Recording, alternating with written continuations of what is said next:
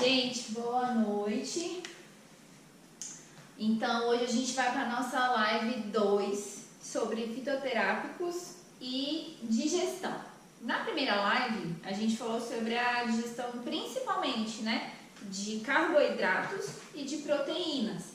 De carboidratos, a digestão é feita através da amilase, é um processo que começa na boca. E a de proteínas é um processo bem gástrico que é feito a partir das proteases, tá? E agora a gente vai falar então da fitoterapia na digestão e absorção de gorduras, que é um outro macronutriente muito importante para a nossa saúde, tá? E nesse processo de digestão de gorduras envolve alguns órgãos, os órgãos principais nesse mecanismo é o fígado, a vesícula e o intestino, Diferente dos outros macros que a gente viu, a gente não falou muito de fígado nem de vesícula. Na digestão de gorduras são 3 órgãos muito importantes. Então, a gente vai começar falando um pouquinho desses 3 órgãos para a gente poder entender como é que é o mecanismo de ação de cada planta. Então, primeiro a gente vai falar do órgão mais importante para mim nesse quesito da digestão de gorduras, tá? Então, a gente vai falar, tá bom? Então, o primeiro órgão que a gente vai falar é o fígado, tá?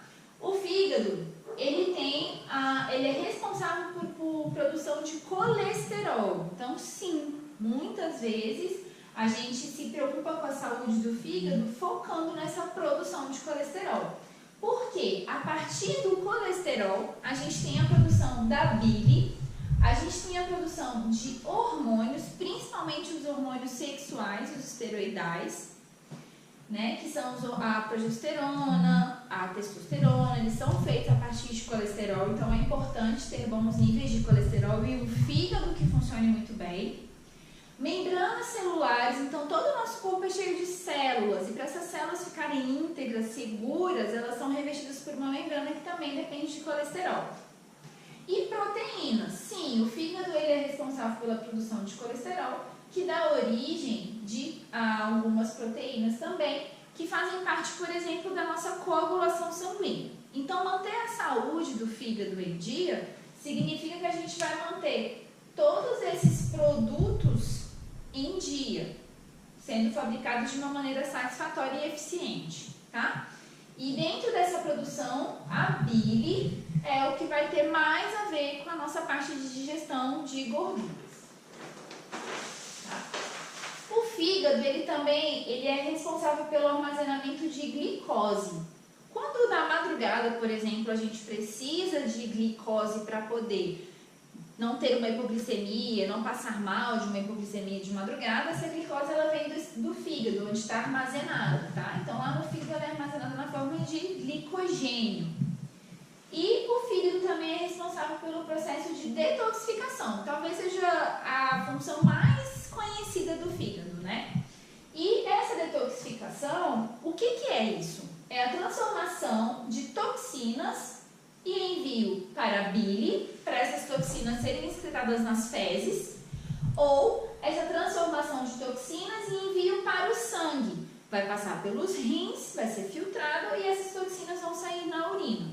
Então, toda vez que meu corpo tem contato com alguma toxina, o fígado é responsável por essa transformação e envio para o intestino e para os rins para fazer a eliminação. Fezes ou urina. Então, o fígado ele é responsável pela limpeza do nosso corpo também.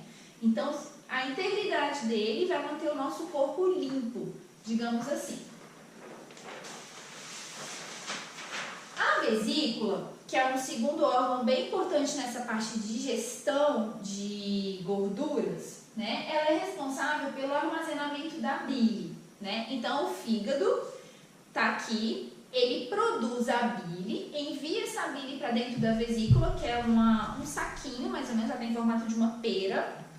E quando essa vesícula sabe que tem gordura lá no intestino, gordura que foi vinda da alimentação, essa vesícula ela se contrai. E aí ela coloca a bile lá no intestino para fazer a digestão daquelas gorduras, tá? E o quadro de colecistite ou a pedra na vesícula, né, é um quadro inflamatório, quando a gente tem acúmulos de pedras. A bile é feita a partir de colesterol. Se eu tenho uma grande saturação de colesterol dentro da minha vesícula, na forma de bile, essa bile vai formar cristais. E isso é que vai gerar a colecistite, gerando esse processo inflamatório. E geralmente, quando o paciente começa a ter dor ou má digestão de gorduras e tudo mais, os médicos, eles sugerem o procedimento de colecistectomia, que nada mais é do que a retirada da vesícula, tá? Para poder o quê? Eliminar essas pedras. Pelo que eu estudei, não existe um procedimento em que você consegue retirar as pedras da vesícula, tá? Você consegue remover apenas a vesícula e aí você elimina o problema dessa forma. Certinho até aqui? E a bile, então, o que é a bile? Ela é feita de colesterol, daquele colesterol lá que é produzido no fígado, tá? Ela sim é responsável pela absorção e digestão de gorduras. Ela funciona como se fosse uma espécie de detergente, tá? E quais são as gorduras? O colesterol, né, principalmente, e as vitaminas lipossolúveis, que são as vitaminas A, D, E e K. As vitaminas lipossolúveis, elas precisam desse meio gorduroso para ser absorvido. Então, ela precisa de uma digestão eficiente pela bile, tá? E logo precisa que o fígado esteja saudável para poder produzir uma bile. Então, como é que é? Resumindo todo esse processo para a gente entender como é que os fitoterápicos funcionam, tá? O fígado vai e produz a bile. Essa bile ela é encaminhada para a vesícula, tá? Quando tem gordura lá no intestino, a vesícula contrai, jogando a bile para a porção intestinal. E lá no intestino acontece a absorção das gorduras e dessas vitaminas lipossolúveis. Vitaminas lipossolúveis dependem de gordura para serem absorvidas. Tá? Na colecistectomia, a gente não tem o transporte da bile do fígado para a vesícula, porque a vesícula não existe mais, né? Então, o transporte acontece direto do fígado para o intestino. Pensando que a vesícula é um local onde é armazenado a bile, eu não tenho ele mais, então eu vou ter menos bile disponível, mas isso não quer dizer que eu não faça mais digestão de gorduras. Só que a minha digestão ela é um pouco reduzida, tá? E se eu tenho pedras na vesícula, né? Relembrando, as pedras são feitas de colesterol e essas pedras, para a bile sair da vesícula, tem um ducto, um canalzinho. O problema maior dessas pedras é que eles podem obstruir esse canal e aí pode causar um grau de inflamação muito alto e até problemas mais graves, tá? Então, esse processo de obstrução aqui, ó, da passagem da bile para o intestino, causa inflamação e causa dor. E é por isso que a maioria dos médicos já encaminham logo para que se faça a retirada da vesícula por meio da colecistectomia, tá? E agora a gente vai entrar em dois tipos de fitoterápicos. O primeiro deles vai ser os colagogos. O que os fitoterápicos colagogos fazem? Eles estimulam o transporte da bile do fígado para a vesícula e da vesícula para o intestino. Então, quando a gente fala que um fitoterápico é colagogo, ele vai auxiliar nesse transporte, vai facilitar esse transporte da bile do fígado para a vesícula e da vesícula para o intestino. Logo, os fitoterápicos colagogos, eles são digestivos e são hepatoprotetores, ou seja, eles protegem o fígado. E nós temos também os fitoterápicos coleréticos. Os coleréticos, eles aumentam a produção da bile. Então, ele vai ter uma ação lá no fígado, para o fígado produzir mais bile, tá? Então, o que a gente percebe? Que alguns fitoterápicos coleréticos e colagogos, que mexem bastante com essa questão de transporte de bile ou de produção de bile, alguns são contraindicados, principalmente em casos de obstrução pedra na vesícula e doenças do fígado. Se eu tenho fitoterápicos, por exemplo, que estimulam esse transporte vesícula-intestino e eu tenho pedras muito grandes na vesícula, essa pedra vai obstruir esse canal e isso pode gerar um problema, tá?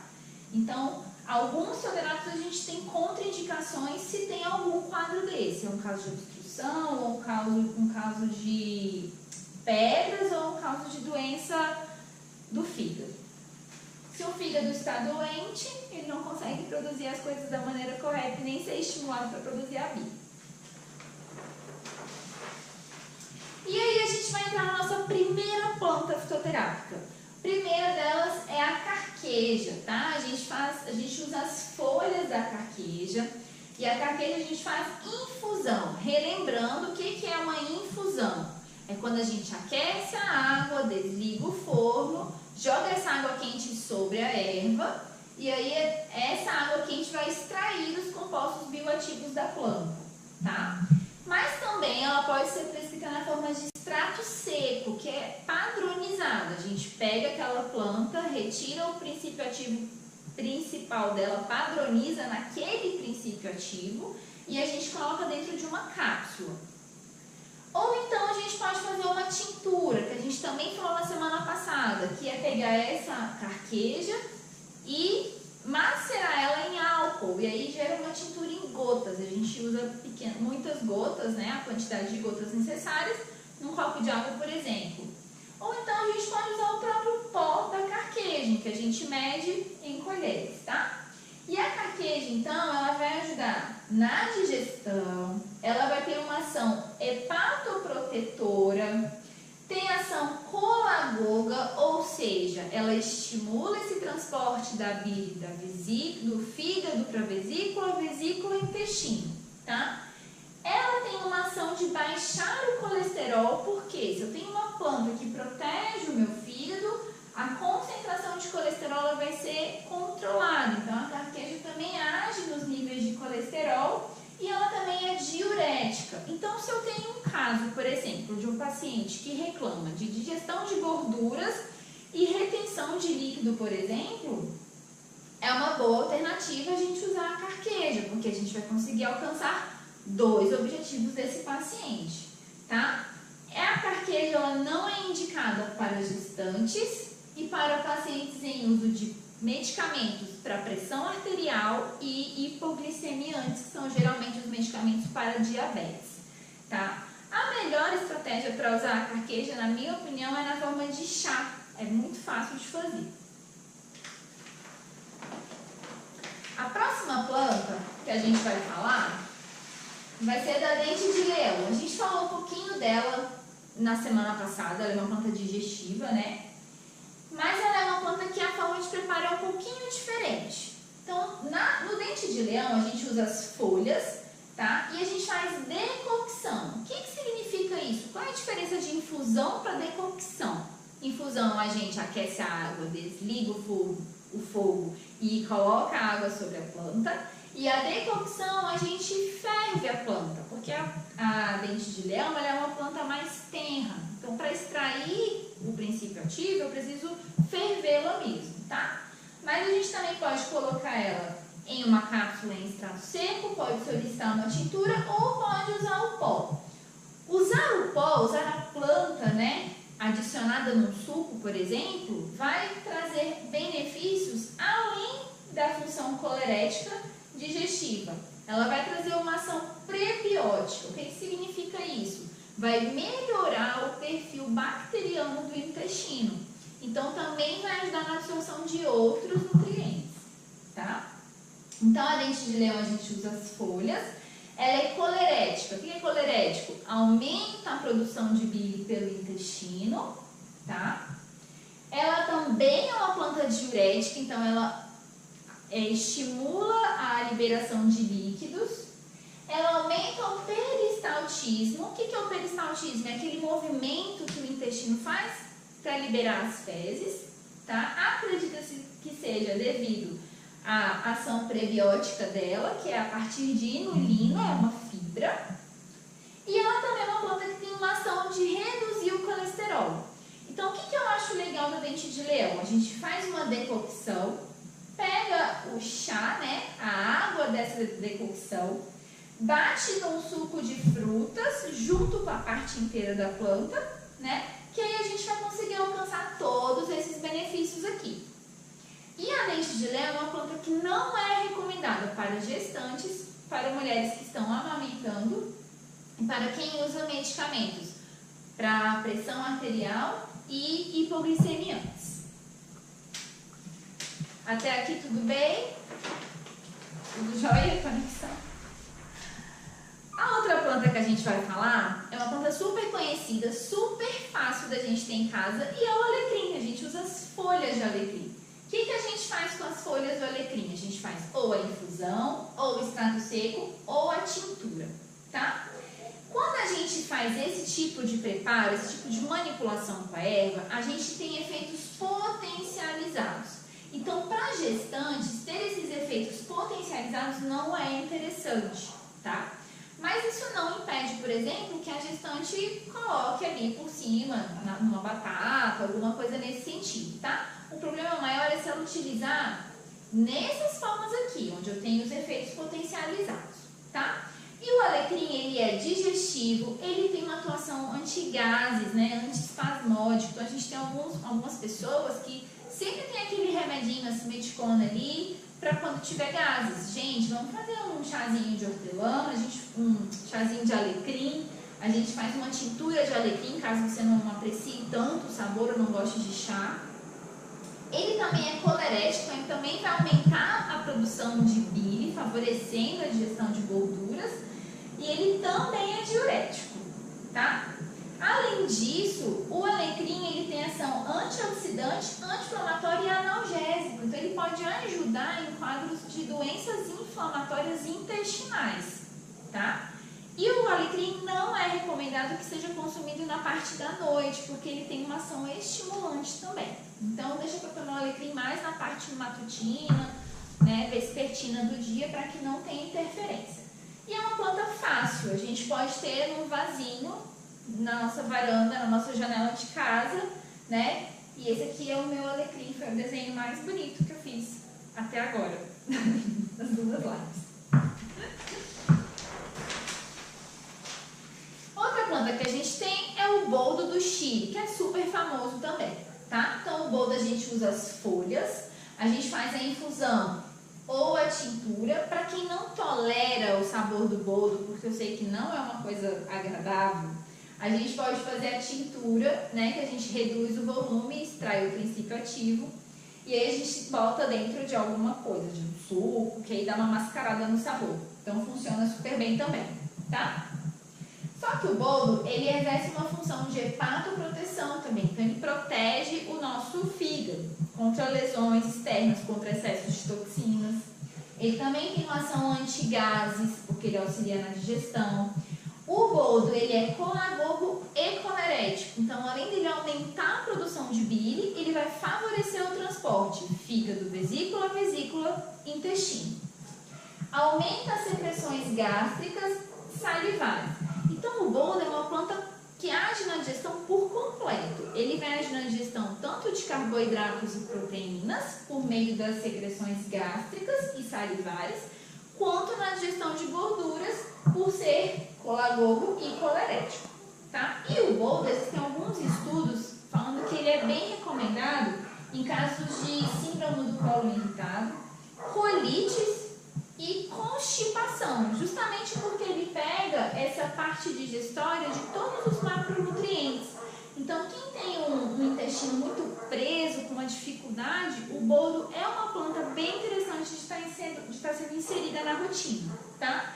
E se a gente associar o boldo com a alcachofra, que a gente viu na live passada, e com o alecrim, aí a gente melhora muito mais ainda essas ações aqui, porque são plantas com ações sinérgicas. Então, a gente também potencializa esse efeito, trazendo todos esses benefícios de uma maneira mais rápida, tá? Mas atenção, o boldo, ele não é recomendado para alguns casos. Então, não é recomendado para gestantes, para mulheres que amamentam, em casos de obstrução obstrução biliar, quando tem aquele fechamento, né, do ducto da vesícula para o intestino.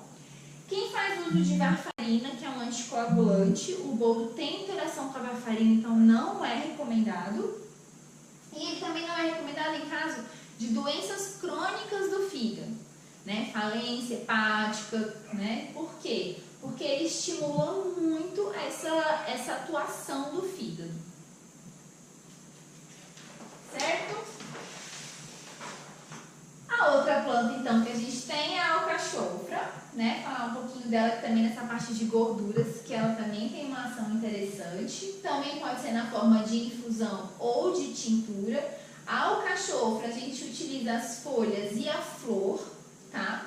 Ela aumenta a produção de bile, ela facilita o transporte dessa bile do fígado para a vesícula, da vesícula para o intestino, então ela melhora na digestão. Ela também exerce uma função hepatoprotetora, mas ela tem uma ação bem legal em triglicerídeo, então ela consegue baixar os níveis de triglicerídeo. Ela também é uma planta diurética e também melhora as transaminases. As transaminases são as enzimas que falam pra gente, né? A gente dosa elas no nosso sangue. E quando as transaminases estão altas, significa que o nosso fígado está tendo uma demanda muito alta. A gente está muito intoxicado. Então a alcachofra, ela vai ajudar nesses processos aqui de detoxificação do fígado também. Vai ajudar ele a funcionar melhor, tá? E ela também não é recomendada para gestantes, mulheres que amamentam, doenças também do fígado, né? Como câncer, falência hepática e doenças da vesícula. Então, se eu tenho uma vesícula que já tem pedras, ou já tive um caso de obstrução biliar, também a gente não vai usar a alcachofra. E essa é a minha alcachofra. Admirem, que foi difícil desenhar.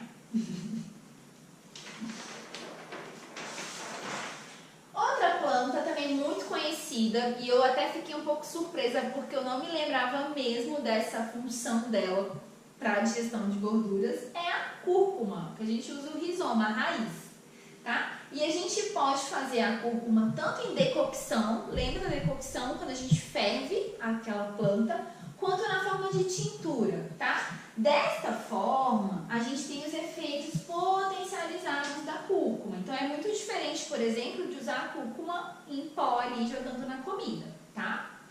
E ela também tem ação digestiva, ela também tem uma função hepática importante, ela também ajuda na produção e no transporte da bile, ela também tem uma ação antigases, porque ela melhora a digestão, e ela também tem uma ação antiparasitária, né? Então, se você tem uma alta suscetibilidade a adquirir algum parasita, fazer o consumo da cúrcuma desta maneira pode evitar a colonização por parasitas lá no seu intestino, tá?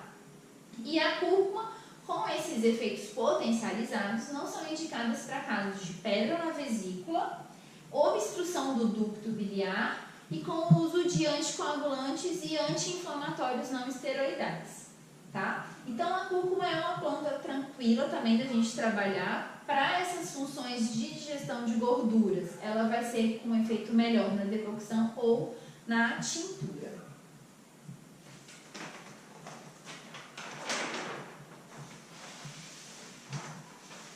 E a gente tem mais 3 plantas que também têm ação colerética, também vão ajudar o fígado a produzir mais bile, tá? Que é a hortelã, a camomila e o gengibre.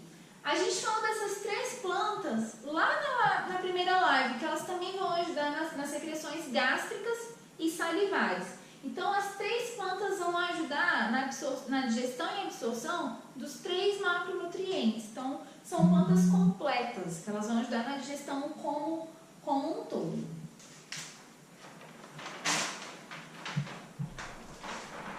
Eu trouxe aqui para vocês uma planta que ela é muito usada para doenças inflamatórias intestinais, tá? Que é a Boswellia serrata.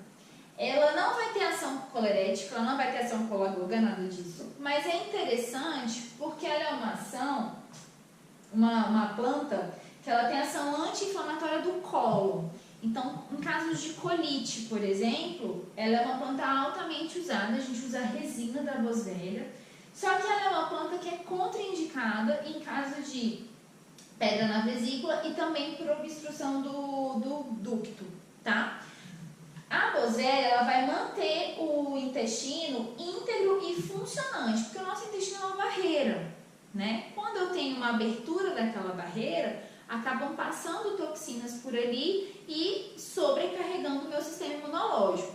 Então, a boswellia cerrata, ela vai manter o meu intestino íntegro, fazendo uma seleção certinha, né? Tudo que é toxina vai ser eliminado nas fezes e o que não for vai entrar para dentro da célula. Então, a boswellia é uma planta legal para essas doenças inflamatórias, mas também não deve ser utilizada em caso de pedras e de obstrução dos ductos. E para tratamento dos cálculos biliares, a gente tem uma planta que eu também nunca tinha ouvido falar, mas fui atrás dela, chama erva andorinha, tá? Comercialmente, ela chama Hepalix ou aveleda. E a erva andorinha é uma planta utilizada para distúrbios hepáticos, tá? E ela tem uma ação colerética também, ela é muito usada na homeopatia e ela é usada justamente para tratamento dos cálculos biliares. Enquanto a gente tem plantas que são coleréticas, colagogas, ajudam na digestão e que não podem ser oferecidas quando as pessoas têm pedra na vesícula, a erva andorinha é uma planta que dá para trabalhar porque ela vai ajudar nesse tratamento. Então, pessoal, hoje a gente vai ficar aqui com essa parte de digestão de gorduras. Falamos de fígado, falamos de vesícula, falamos de intestino. E na próxima aula a gente vai continuar falando sobre intestino, só que a gente vai falar sobre disbiose, que é o quê? Uma mudança no perfil de bactérias do intestino. E a gente tem plantas que ajudam o nosso intestino a ser recolonizado, ou seja, colocar bactérias ali dentro que sejam boas para o tratamento de outras doenças que dependem do bom intestino. Obrigada!